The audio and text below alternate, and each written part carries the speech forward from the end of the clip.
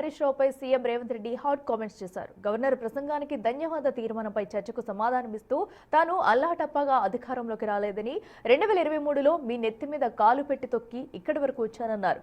2029లో కూడా మిమ్మల్ని తొక్కి నిలబడతానని, మీరంతా కట్టగట్టుకుని వచ్చినా నిలబడతానని గుర్తుపెట్టుకుంటానన్నారు. ఇక వచ్చే ఎన్నికల్లో బీఆర్ఎస్ పార్టీ అడ్రస్ గల్లంతు చేస్తానని హెచ్చరించారు.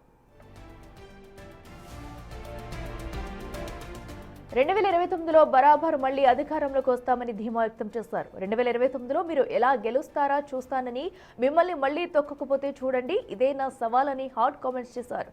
తాను స్వశక్తితో ఎదిగిన వాడినని, మీరు నా కాలి గోటుకు కూడా సరిపోరని ఘాటు వ్యాఖ్యలు చేశారు.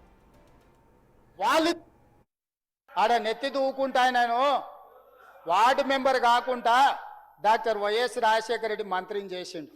ఇది మర్చిపోవద్దు. ఎవరి దయతోని మంత్రేను డాక్టర్ వైఎస్ రాజశేఖర రెడ్డి మంత్రిని చేశాడు. అంతకుముందు వార్డు మెంబర్ కూడా కాదు నువ్వు. ఆ వెనకాలు ఉన్నాయన ఎవరి దయతో ఎమ్మెల్యే అయ్యిండు. చంద్రబాబు నాయుడు కాళ్ళు పట్టుకుంటే ఎమ్మెల్యే అయ్యిండు సిరిసిల్ల నుంచి.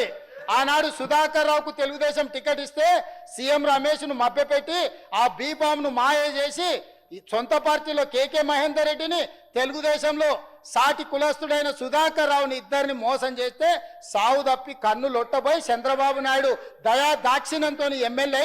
వాళ్ళిద్దరు ద్రోహులు అధ్యక్ష. నేను సొంతంగా జడ్పీటీసీ గెలిచిన, నేను సొంతంగా ఎమ్మెల్సీ గెలిచిన అధ్యక్ష. ఆ తర్వాతనే రాజకీయ పార్టీలకు వచ్చిన నేను స్వశక్తి పాలమూరు బిడ్డను.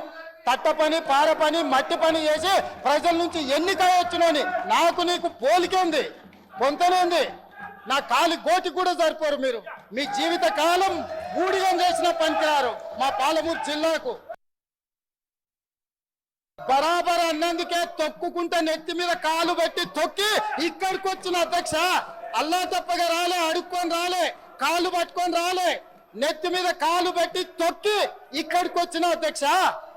బరాబర్ మళ్ళా చూసుకుందాం. 29లో తొక్కకపోతే చూడండి, 29 మొత్తం కలిసి రాండి, మొత్తం కట్టగట్టుకొని రాండి. 29లో కూడా తొక్కకపోతే చూడు. ఇదేనా సవాల్? ఇదేనా సవాల్? రాసి పెట్టుకోండి. ఇదేనా సవాల్? రాసి పెట్టుకోండి. ఎట్లా గెలుస్తారో నేను చెప్తా.